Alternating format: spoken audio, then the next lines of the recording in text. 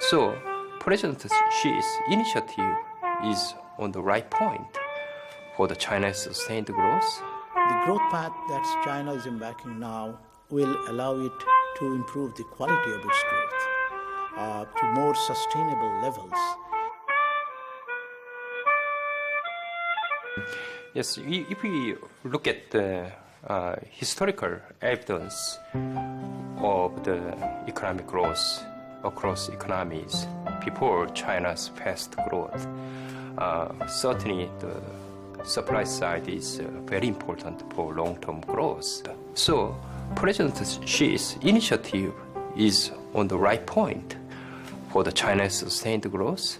The Chinese consumers themselves, they prefer to buy clothes made in Europe, for instance, than clothes made in China. But China is the largest factory of clothes in the world. So why is this?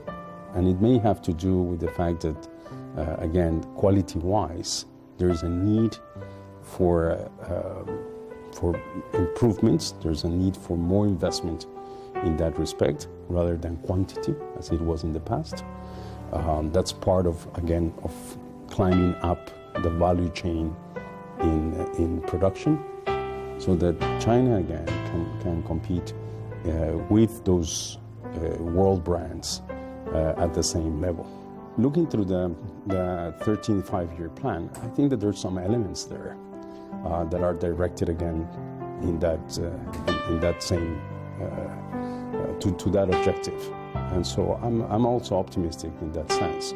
I think that you said it, China has a very large market, a growing market. That market is of great interest to foreign competitors. And again, the competition is what should drive China's upgrading and a better participation of Chinese brands in the global market. Now the thing is that Chinese growth had depended on exports, but the export markets in Western economies are slowing down, and therefore there's a rethink about whether this mix of these three drivers should be rebalanced.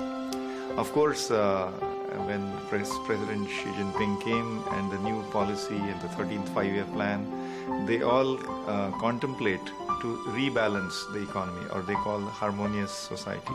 So rebalancing means increasing the share of consumption, increasing the importance of domestic markets, and decreasing the importance of investment spending, and decreasing the dependence on exports alone. The role of innovation, of course, as a growth driver comes from the supply side. So consumption plus investment plus exports, this is the demand side of the picture, the aggregate demand.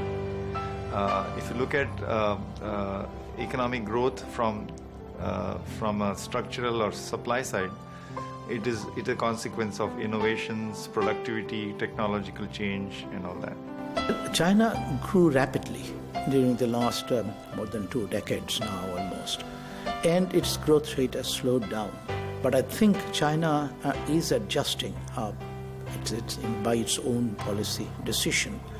The growth path that China is embarking now will allow it to improve the quality of its growth to more sustainable levels.